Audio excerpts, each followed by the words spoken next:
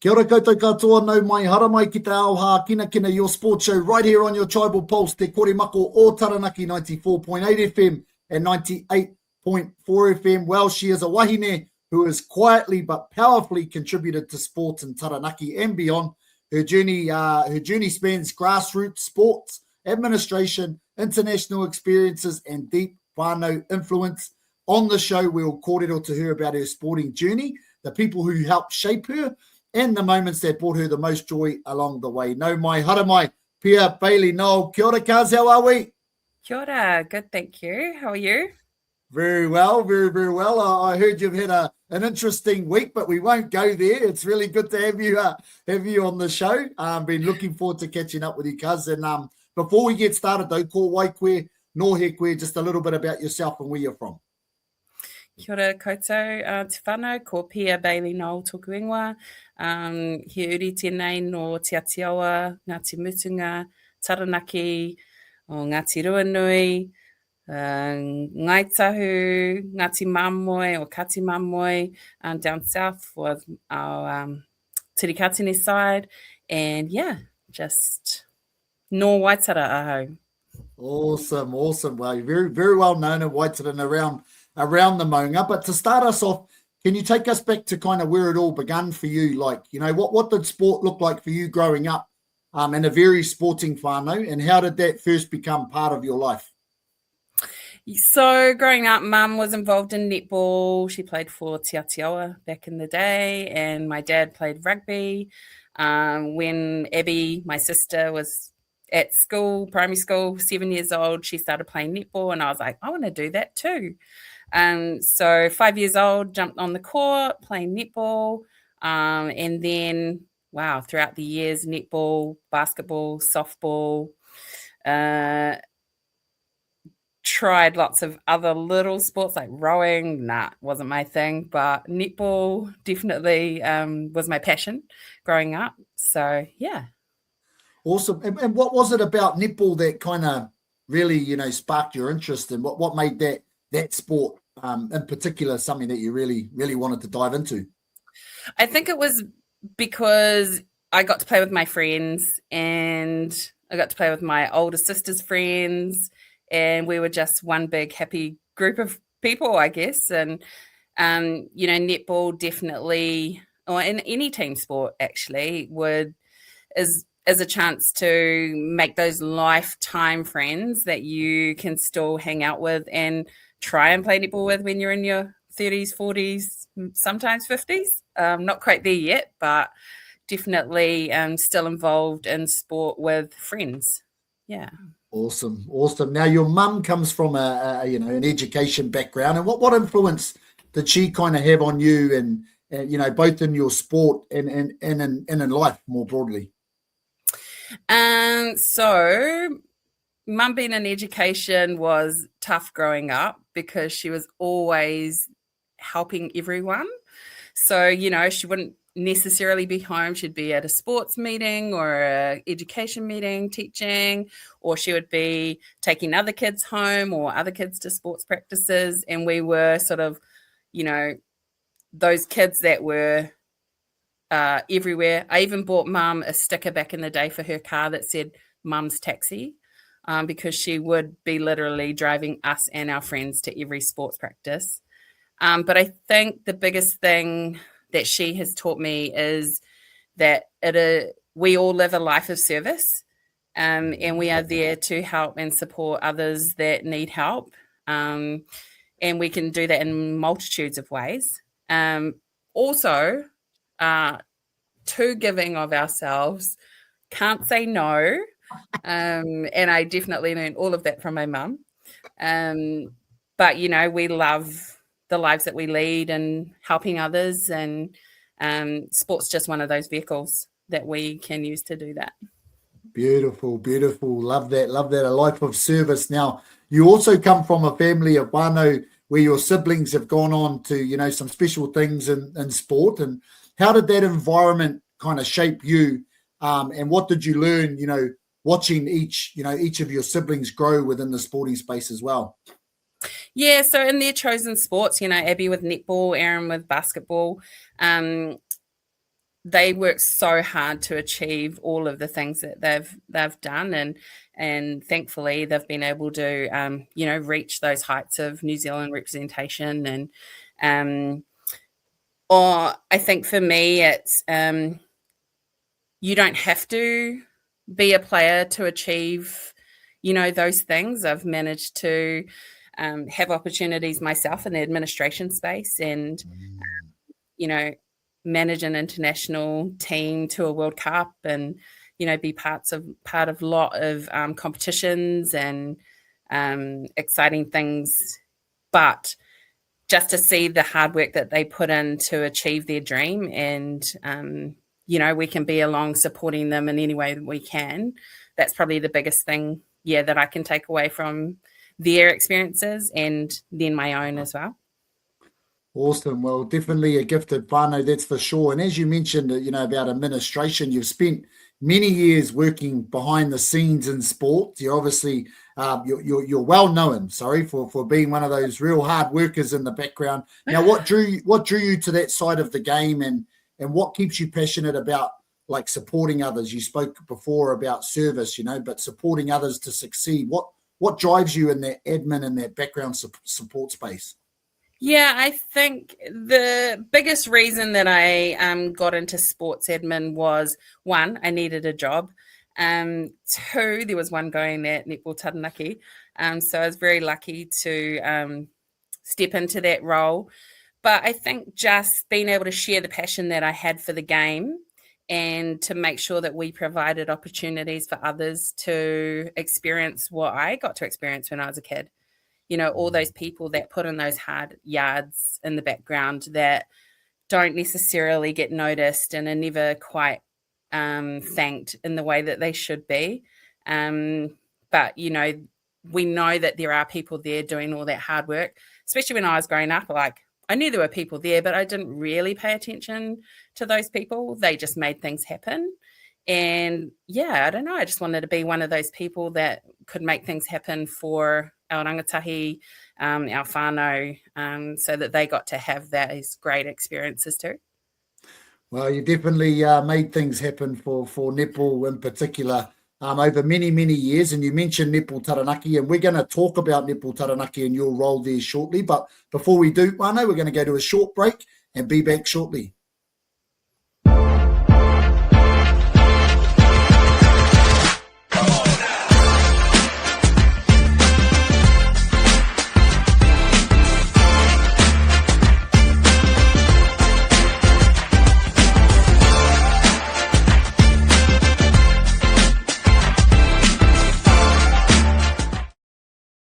Kia ora koutou katoa. Welcome back to Te Ao Hākinakina, your sports show right here on your Tribal Pulse, Te Kore Mako o Taranaki, 94.8 FM and 98.4 FM. Well, we're here with Pia Bailey-Nowell having an awesome kōrero about her amazing journey actually through sport from a sporting whānau and now into Netball Taranaki. Now, your time at Netball Taranaki was a huge part of your life. Tell us a bit about this journey and the amazing things that you experienced along the way. Yeah, so I was at Netball Taranaki as the games administrator for 11 years. And it was quite the journey. Lots of staff changes in that time. I've had 10 general managers, 20 development staff. But I think what kept me in the role was the people and the fear that, it wouldn't happen if I left. But we achieved so many awesome things. Just being able to have netball around the mountain at our venues in Stratford, Hawera, Opunake, Waitara, Inglewood, and New Plymouth, so that our whānau didn't have to travel. I think that was one of the biggest highlights for us to be able to provide that opportunity for our whānau. And, people love to hate sports administrators a lot of the time, as you well know. But I think in the end, they realize all of the work that you put in most of the time. And another one was Future Ferns program, being able to deliver that to our young whānau around the mountain as well. with the help of lots of people, volunteers, coaches that put in time, umpires that give their time to the game, just wouldn't happen without them. And, players think it's all about them, but, there are lots of other different things that make up the game. So, yeah, we achieved a lot in those 11 years that I was there. And we were just stoked to be able to have netball. Another big thing was, playing sport during COVID. That was really difficult. And we worked extra hard to make sure that our young kids and whānau could still participate and their family could come and watch them. So that was another huge thing for netball in Taranaki during that time. Well, definitely have left the legacy of hard work and determination with all those things you mentioned there. And kudos to you and your team for all the mahi you did. Now, you've also had an opportunity to be involved with the Tongan national netball space. Can you share what that experience meant to you and the joy you got from being a part of something that's so much bigger than yourself? Goodness, yeah, I was very, very lucky to be offered the opportunity to manage the Tonga Tala, who are the national netball team of Tonga, but alongside our awesome head coach, Jacques Porimakia Simpson. And it was just amazing to be a part of a group of young women and be able to help guide them on the journey that we had. We qualified for the very first time for Tonga to be part of the 2023 World Cup. Won a few other competitions along the way, beat Samoa, beat Fiji for the very first time. In 2023, we went to the Netball World Cup in South Africa. There were lots of player changes throughout that 2 years that I was with the team. And unfortunately, I gave up or had another opportunity elsewhere. So I did leave that space at the end of 2023 after the Pacific Games.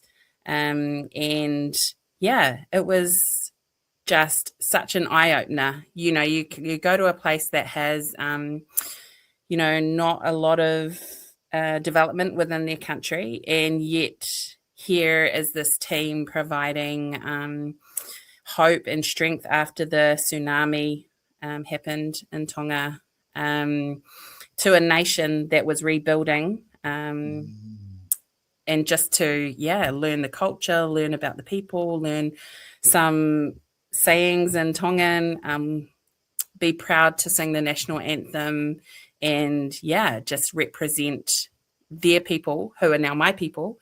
I'm proud to be an honorary Tongan. And I really thank Jacques and the Netball Tonga CEO, Salote Sisifa, for including me in that group of people. And really, really loved being a part of that team. Wow, awesome. What a journey. You can definitely feel the passion and the aroha that you have for our Tongan whānau over there and the netball community there. Now, speaking of journeys, when you look back on your journey so far, like kind of what moments really stand out for you as the most rewarding, not just in terms of titles or outcomes, but in how it made you feel? Yeah, I think just being part of something bigger than yourself is awesome, and being able to contribute in any way to something that benefits other people. That's probably probably the biggest thing that you can do as a person, just in general, and not necessarily just in sport, but in life, in your community, in your whānau. 100%. Now, sports obviously gives us lessons that go far beyond the court. But what are some of the biggest probably life lessons, that sport has taught you and that you still kind of draw on today in everyday life? Yeah, I would say listen to those that have experience, take on what they're saying, and just be open. I think that's probably don't be closed off to, they don't know what they're talking about kind of thing. Definitely listening and taking things on board, just other people's perspectives, because you never know, something that you do works, but something that they know may work too. So I think it's just, be open and accepting of others' views to help you be better. Love that advice. Make sure you're listening to that one there, whānau. Make sure you turn the taringas on. But hey, just lastly, for our young people that might be listening, like especially wahine and rangatahi, and who are trying to find their place in sport, what advice would you share with some of our young rangatahi and wahine in particular? Don't give up if you don't think you're a good player, because there are other options for you.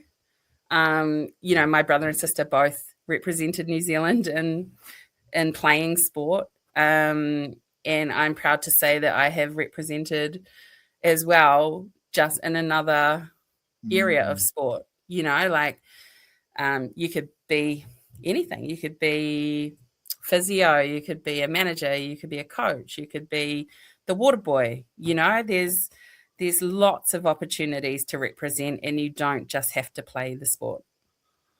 Beautiful.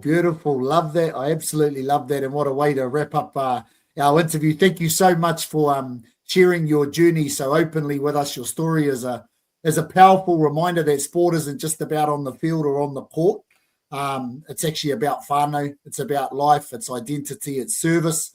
And the quiet, doing the quiet mahi that helps everybody shine.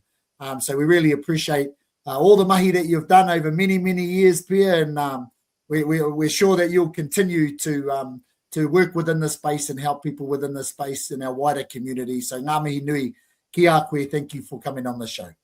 Kia ora. Ngā mihi whānau.